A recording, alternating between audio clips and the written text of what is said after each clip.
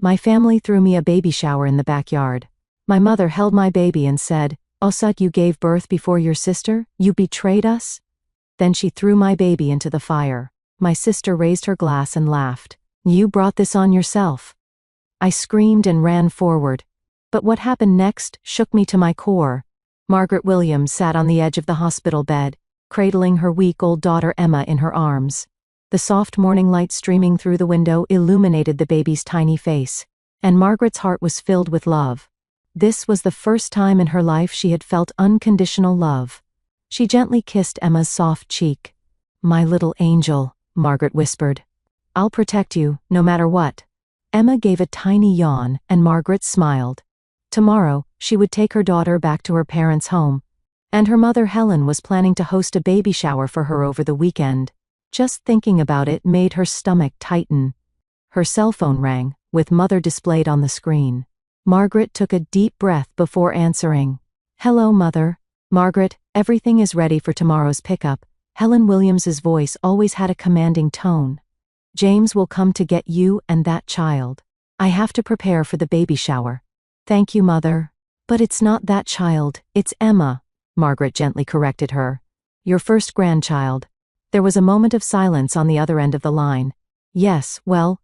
Helen's voice was cold. "Anyway, tomorrow at 10. Don't be late." After the call ended, Margaret sighed. Her mother had never once congratulated her on Emma's birth. When Margaret had announced her pregnancy, Helen's first words were, "Ladies have children after they're married," words that had been repeated many times since. Margaret gazed at a photo of her fiancé David.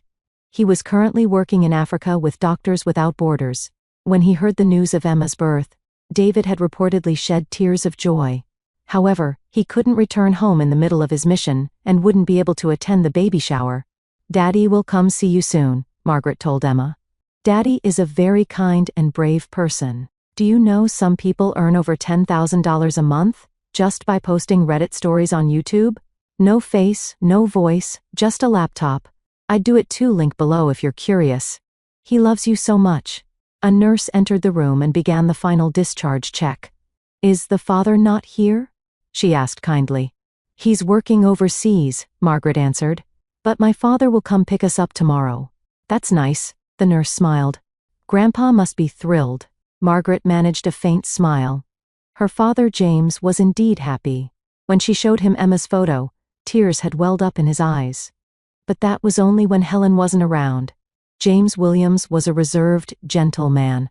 He was a history professor at a prestigious university in Virginia, beloved by his students. At home, however, he always yielded to Helen's strong will. Margaret loved her father, but sometimes she was disappointed by his indecisiveness. If only Dad were stronger, Margaret had thought countless times. He had silently accepted the fact that her sister Becky was always their mother's favorite. Becky. Margaret felt complicated emotions rise within her at the thought of her sister's name.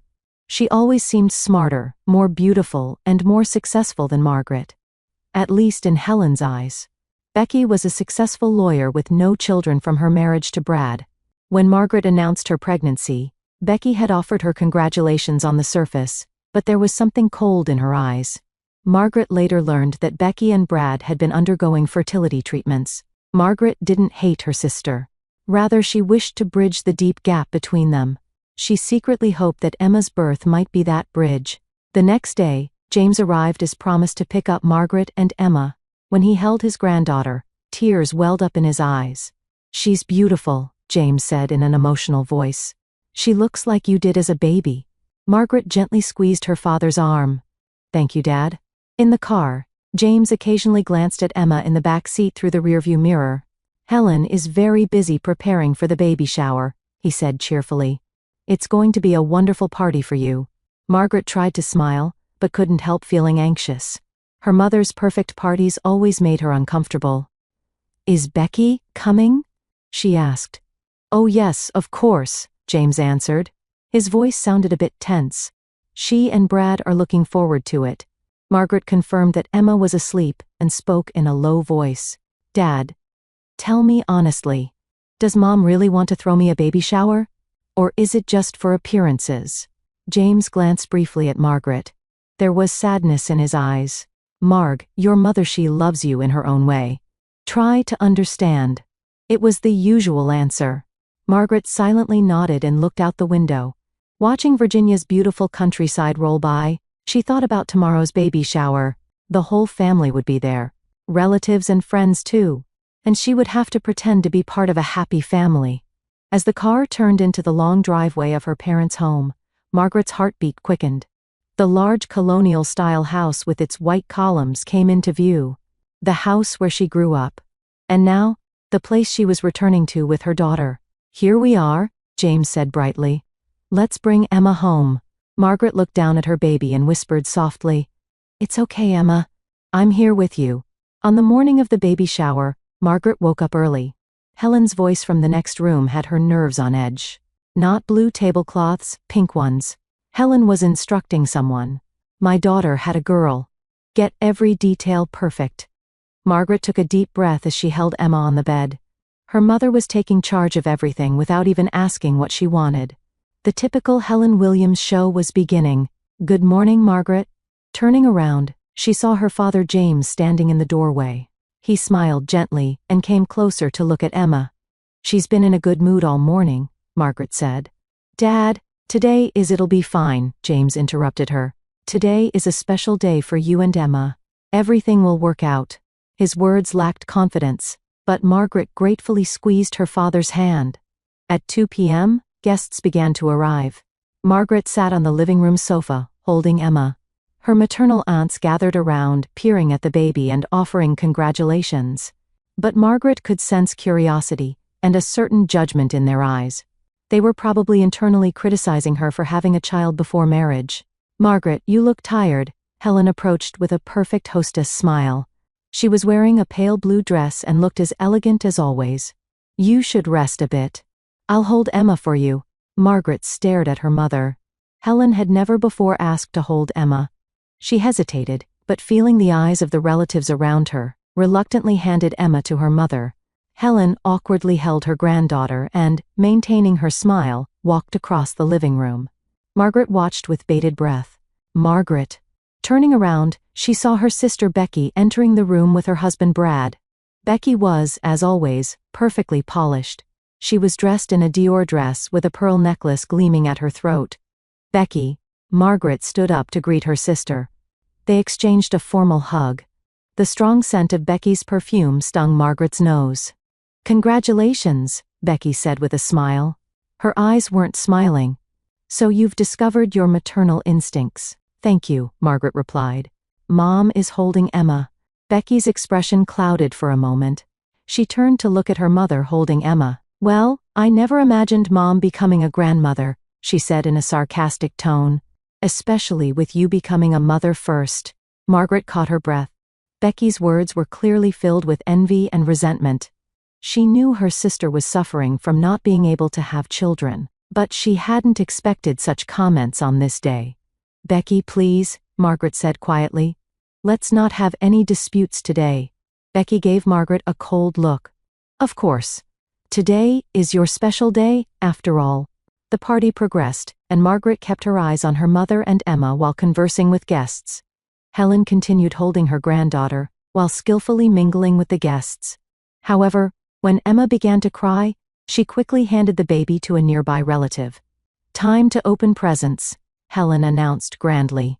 Margaret was led to a large table set up in the backyard. A mountain of presents was piled there. She took Emma back in her arms and began opening the gifts one by one, surrounded by guests. This is from Becky and Brad. Helen handed her a box. Margaret opened it and pulled out a set of high-end brand baby clothes. These are lovely, thank you.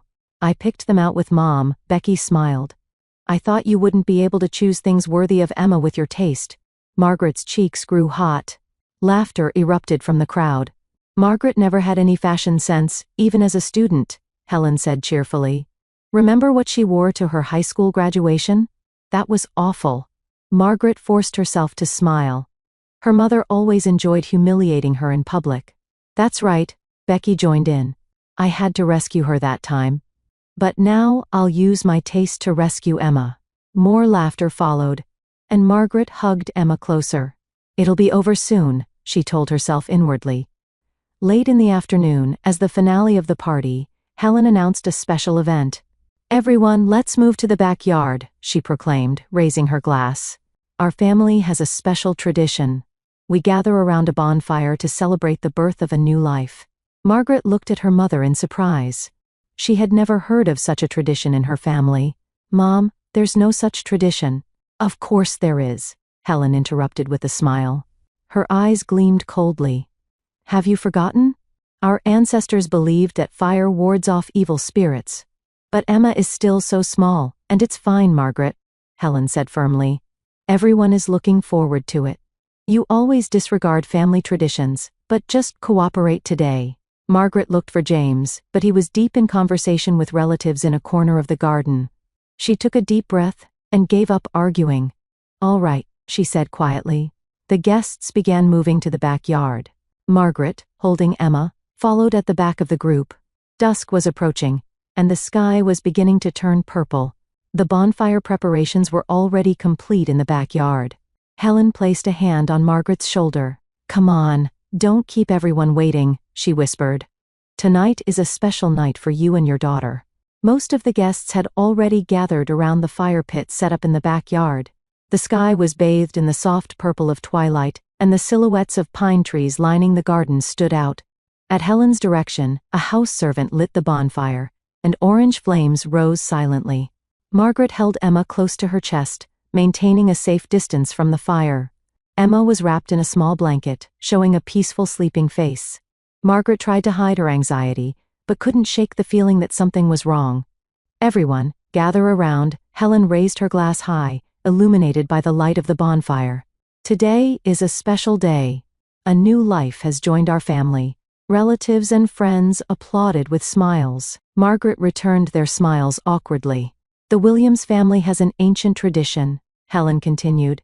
"When welcoming a new family member, we borrow the purifying power of fire to bless the baby." Margaret frowned. She had never heard of such a tradition. Looking over, she saw that her father James also wore a confused expression. "Now, I want to teach Margaret her first lesson in parenting," Helen said with a smile. "That a mother's duty sometimes involves pain." A sense of confusion spread among the guests. Helen ignored it and approached Margaret. "Now, let me see Emma." Helen reached out her hands. "Let Grandma hold her." Margaret instinctively stepped back. "Mom, she's sleeping. I think it's better not to wake her." "Margaret," Helen's voice had a steely coldness. "Are you defying me in front of everyone?" Margaret felt the eyes of all the guests on her. Feeling uncomfortable and pressured socially, she reluctantly handed Emma to her mother. Helen took Emma and, for the first time, seriously looked at her granddaughter's face. Something in her expression changed. The rigid smile disappeared, replaced by something else. "She's a pretty child," Helen said quietly. Suddenly her gaze turned to Margaret. Her eyes were cold and filled with hatred. "Having a baby before your sister, you're a traitor." Margaret caught her breath. "What are you saying?" "Be quiet." Helen's voice rang sharply. "You've disrupted the family order." The guests were confused and began to quietly back away. No one had the courage to intervene in this strange turn of events. "Mom decided that I would have a child first." Turning around, Margaret saw Becky standing on the opposite side of the bonfire, wineglass in hand. Her face was illuminated by the flames, creating strange shadows. "It's a family tradition," Becky continued. "The second daughter should have children before the firstborn. That's what Mom said." Margaret stared at her sister in disbelief. "What are you talking about? There's no such tradition." "There is." Helen's voice trembled with anger. "My mother was a second daughter. And so was I. Even after marrying into the Williams family, that tradition should have been preserved." Margaret turned to her father. "Dad?" James stepped forward with a confused expression. "Helen, what are you saying? There's no such tradition." "Be quiet." Helen glared at her husband. "This has nothing to do with you." Helen's expression twisted, and she looked down at Emma. "I can't accept this child." Margaret's blood ran cold at those words. "Mom, give Emma back to me," she pleaded. But Helen pretended not to hear and slowly moved closer to the bonfire. "A child who breaks tradition needs purification." "Mom!" Margaret cried out. Stop. What are you doing? Helen's movements quickened. Holding Emma, she walked toward the bonfire, muttering, "Bad blood must be cleansed." After a moment of frozen terror, Margaret came to her senses and ran toward her mother. "Stop! Give Emma back!" But it was too late. Helen suddenly thrust Emma, wrapped in the blanket, forward and threw her toward the bonfire. "Fire baptism for one with impure blood," Helen shouted. Margaret's scream pierced the night sky. She lunged forward, trying to save her daughter. Becky raised her wineglass and laughed coldly. "Isn't this what you deserve?" In the midst of the confusion, everyone was frozen. But it was James who moved with unexpected swiftness. He leaped toward the bonfire with incredible speed, catching the small bundle of Emma in midair. His right arm touched the flames, and the sleeve of his shirt caught fire. "James!" someone shouted. Her father rolled on the ground, protecting Emma with his body while extinguishing the fire on his arm. Margaret rushed to her father's side. "Emma? Dad!" James, despite his pained expression, handed the small bundle to Margaret. "It's okay. She's safe." Margaret took Emma with trembling hands and pulled back the blanket. Emma was still asleep, unharmed. The thick fabric of the blanket had protected her. Margaret shed tears of relief. However, that relief was short-lived. Turning around, she saw Helen standing in shock. Understanding of what she had done was gradually dawning on her face. Helen stammered. "I was just the tradition." Becky stood silently beside her mother, equally stunned. Her wineglass had fallen and shattered, with red wine spreading across the ground. Margaret hugged Emma tightly and looked at her father. James had red burn marks on his arm and was clearly in pain. But in his eyes burned something she had never seen before. It was anger. Pure, uncontainable anger. He slowly stood up, and after confirming Emma's safety, turned to face Helen. "Margaret, go inside," he commanded in a low voice. "Take Emma to safety." Margaret was surprised by her father's tone. The gentle, mild-mannered father she knew was gone, replaced by someone else entirely. "But Dad, your arm is now..." James's voice allowed no further discussion. Margaret held Emma tightly to her chest and hurried toward the house. Behind her, she heard her father's voice. "For 40 years I've kept silent. But now it's over." Margaret ran into the house, protectively cradling Emma. Looking out the living room window, she could see her father walking toward Helen and Becky. His posture was filled with dignity, and his anger seemed to spread throughout the garden. The guests, in fear and confusion, began to hurriedly leave. Margaret stood by the window and sank to her knees, trembling. Emma showed a miraculously peaceful sleeping face in her arms. Margaret was watching the garden from the living room window. Emma slept peacefully in her arms, but her own heart was beating wildly. Outside the window was a version of her father she had never seen before. James Williams, illuminated by the flames, had transformed from the gentle history professor into a warrior trembling with rage. Helen and Becky stood by the bonfire. Mother and daughter's expressions gradually showed horror and understanding of what they had done. Helen covered her mouth with her hand, while Becky stared at the broken glass at her feet. 40 years, James's voice was low but resonated throughout the garden. "For 40 years I've silently witnessed your violence and control." He took a step toward Helen. His right arm bore the red mark of a burn, and his shirt sleeve was scorched. "James, you don't understand," Helen said with a trembling voice. "I was only trying to preserve tradition. I didn't mean to hurt Emma. Don't lie." James's angry shout made the remaining guests back away in fear. "You threw your own granddaughter into a bonfire. You call that tradition? I've researched your family's entire history. No such tradition exists." Becky stood in her father's way. "Dad, calm down. Mom was just confused. You were complicit." James looked at Becky with stern eyes. "Always your mother's puppet. I've turned a blind eye to your cruelty toward Margaret. But today, it ends." He grabbed Helen's arm. "Taste what you've done." "James? What are you doing?" Helen's eyes widened in fear. He pushed her toward the bonfire. "You're the one who needs fire purification." "Dad, stop." Becky screamed and lunged to help her mother. Helen stumbled and lost her balance. Becky tried to support her, but both were too close to the bonfire. Suddenly the hem of Helen's dress touched the flames and caught fire. "Help!" Helen screamed. Becky also caught fire on her sleeve and screamed. Panicked, both desperately struggled to extinguish the flames. Margaret was frozen in terror. The scene she witnessed through the window was like a nightmare. James stood stunned for a moment, but quickly came to his senses and ran to the garden hose. He sprayed water on them, extinguishing the fire. Helen and Becky collapsed to the ground, crying out. They had mild burns on their arms and legs. "Someone call an ambulance," James shouted. One of the remaining guests took out a cell phone and began dialing 911, left the living room on trembling legs, and headed for the front yard.